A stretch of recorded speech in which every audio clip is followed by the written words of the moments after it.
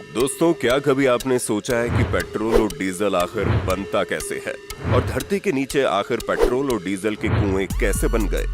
क्या आपने कभी जानने की कोशिश की कि आखिर क्यों सऊदी अरब में ही सबसे ज्यादा पेट्रोल और डीजल के कुएं बने हुए हैं और लगातार इनकी कीमतें आसमान क्यों छू रही है? अगर नहीं तो आज का ये वीडियो आपको पूरा जरूर देखना चाहिए, क्योंकि हम बताने वाले हैं पेट्रोल और डीजल आखिर कैसे बनता है और धरती के अंदर पेट्रोल और डीजल कैसे पैदा हुए। तो जानकारी भरा सफर स्टार्ट करने से पहले वीडियो को एक लाइक करके चैनल को सब्सक्राइब कर लीजिए, क्योंकि वीडियो हमने बड़ी मेहनत से बनाई है। चलिए शुरू करते हैं। दोस्तों, मॉडर्न जमाने के साथ ही महंगाई के चलते पेट्रोल और डीजल की कीमत भी आसमान छू रही है। जो पेट्रोल 1990 में 12 रुपए में बिकता था, वो अब 110 रुपए में बिकने लगा है। और अगर यही हाल रहा तो वो दिन दूर नहीं कि पेट्रोल और डीजल के लिए हमें या तो लोन लेना पड़ेगा या किडनी बेचनी पड़ेगी, क्योंकि आज के वक्त में पेट्रोल और डीजल इंसान की एक अहम जरूरत बन चुका है। हम बिना ईंधन के बिल्कुल लाचार हो जाते हैं। आज के समय में हम सब पेट्रोल और डीजल पर ही निर्भर हैं, फिर चाहे हमारी रोज की जरूरतें हों जैसे कि सब्जी, फल या राशन, या फिर हमारी और अलग अलग जरूरतें। इन सभी को हर रोज बड़े बड़े ट्रकों में भरकर एक शहर से दूसरे शहर तक इंपोर्ट और एक्सपोर्ट किया जाता है और इन ट्रकों को चलाने के लिए फ्यूल की जरूरत पड़ती है और यही फ्यूल पेट्रोल और डीजल है। और अगर आप ये सोचते हैं कि पेट्रोल और डीजल हमारी धरती पर हमेशा रहने वाला है, तो आपको बता दें, जिस स्पीड से हम पेट्रोल और डीजल जैसी चीजों का इस्तेमाल कर रहे हैं, अगर हम इसी तरह से इन्हें कंज्यूम करते रहे तो ये आने वाले करीब 40 सालों में खत्म हो जाएंगे, क्योंकि ये सब चीजें धरती के अंदर लिमिटेड हैं। और जैसे जैसे पेट्रोल और डीजल खत्म होता जाएगा, वैसे वैसे इनके दाम लगातार बढ़ते जाएंगे। और जब ईंधन के दाम बढ़ते हैं तो इसके साथ साथ सभी महंगाई भी बढ़ जाती है और हम पूरी तरह से इन्हीं रिसोर्सेस पर निर्भर हैं। लेकिन दोस्तों, हमारे भारत में पेट्रोल जमीन से नहीं निकलता और इसी वजह से हमें दूसरे देशों से पेट्रोल को खरीदना पड़ता है और ये पेट्रोल हमें कच्चे तेल के रूप में मिलता है, जिसे रिफाइनरी में साफ करके पेट्रोल बनाकर इस्तेमाल में लाया जाता है। और यही वजह है कि हमारे देश में पेट्रोल की कीमत लगातार बढ़ती जा रही है। वहीं सऊदी अरब और खाड़ी देशों में जहां पर पेट्रोल के कुएं मौजूद है, वहां तेल पानी से भी सस्ता है और कौड़ियों के दाम में बिकता है। लेकिन आखिर ये पेट्रोल और डीजल बनता कैसे है और ये जमीन के अंदर आया कैसे? तो दोस्तों, आज से हजारों लाखों साल पहले जब हमारी धरती पर डायनासोर का अंत हुआ था, तो उसके बाद कई बार धरती की टेक्टोनिक प्लेट्स में हलचल हुई, जिस वजह से हजारों लाखों पेड़ पौधे, जीव जंतु धरती की चट्टानों के अंदर दब गए। और जब वे पूरे तरीके से डिकम्पोज हो गए तो चट्टानों में गहरे दबाव और गर्मी की वजह से ये जीवाश्म तरल पेट्रोलियम के रूप में बदल गए। बाद में मनुष्य की उत्सुकता ने धरती के अंदर खोज की और पेट्रोलियम के भंडार का पता लगाया। लेकिन अगर आपको ऐसा लगता है कि धरती को खोद कर सीधे पानी के कुएं की तरह पेट्रोल निकाला जा सकता है, तो ये आपकी गलतफहमी है, क्योंकि हमें धरती के अंदर पेट्रोल एक काले और गाढ़े तरल पदार्थ के रूप में मिलता है, जिसे पेट्रोलियम कहते हैं। ये अपनी प्योर फॉर्म में नहीं होता। पेट्रोलियम को हम क्रूड ऑयल या कच्चा तेल भी कहते हैं, लेकिन पेट्रोलियम पेट्रोल नहीं है, बल्कि पेट्रोलियम से डीजल, पेट्रोल, केरोसिन जैसी कई सारी चीजें बनाई जाती है।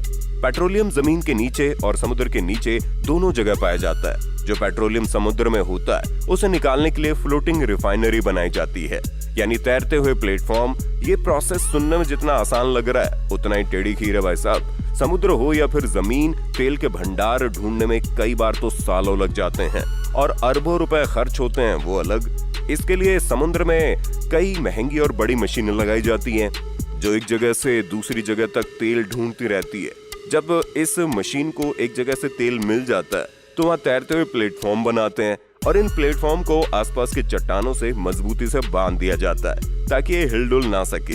इसके बाद समुद्र के अंदर ड्रिलिंग की जाती है, जैसे घरों में नल लगाने के लिए ड्रिल करते हैं। लेकिन ये जो ड्रिल होती है वो हजारों फीट नीचे तक होती है। जब तक हमें पेट्रोलियम ना मिल जाए, और एक बार ऐसे ड्रिल से पेट्रोलियम मिल जाता है, तो हम उसमें पाइप और पंप का सिस्टम फिट कर देते हैं, जिससे हमें लगातार पेट्रोलियम मिलता रहता है। और पेट्रोलियम को निकालने के लिए इसे कारखाने यानी रिफाइनरी में ले जाया जाता है। इन रिफाइनरी में कच्चे तेल को बड़े बड़े बेलनाकार सिलेंडर के बर्तनों में डालकर गर्म किया जाता है और फिर अलग अलग तापमान पर कच्चे तेल को हीट किया जाता है। उसके बाद अलग अलग पाइप में निकाल लिया जाता है। इस प्रोसेस को डिजिटलेशन कहते हैं।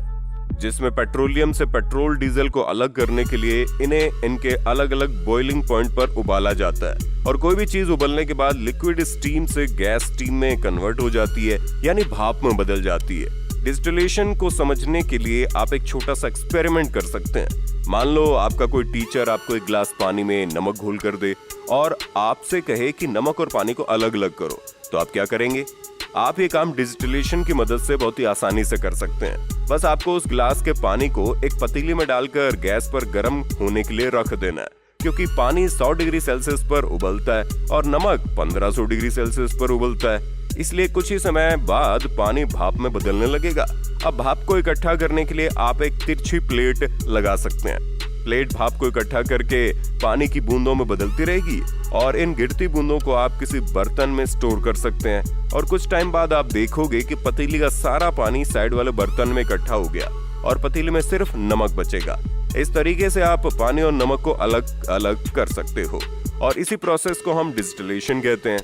दोस्तों, जिस तरह से पानी का बॉइलिंग पॉइंट 100 डिग्री सेल्सियस होता है, इसी तरह पेट्रोल डीजल का बॉइलिंग पॉइंट भी अलग अलग होता है। इसीलिए इसे अलग अलग तापमान पर गर्म किया जाता है, क्योंकि इस कच्चे तेल में केरोसिन ऑयल और पेट्रोल डीजल होते हैं। तो जैसे जैसे हम पेट्रोलियम को उबालते हैं तो कच्चा तेल भाप बनने लगता है। इसे ऐसे समझिए कि डीजल को पाने के लिए 260 डिग्री तक कच्चे तेल को उबाला जाता है। वहीं 180 डिग्री सेल्सियस पर केरोसिन यानी मिट्टी का तेल मिलता है, 110 डिग्री पर पेट्रोल मिलता है। इसके अलावा कच्चे तेल से मोम, ग्लिसरीन, पैराफिन वैक्स और डामर भी निकलती है और इसी तरह एक कॉम्प्लेक्स प्रोसेस से पेट्रोल, डीजल और केरोसिन ऑयल जैसी चीजें हमें मिल जाती हैं। लेकिन पेट्रोल और डीजल बनाने के बाद इन्हें डायरेक्ट पेट्रोल पंप पर बेचने नहीं भेजा जा सकता।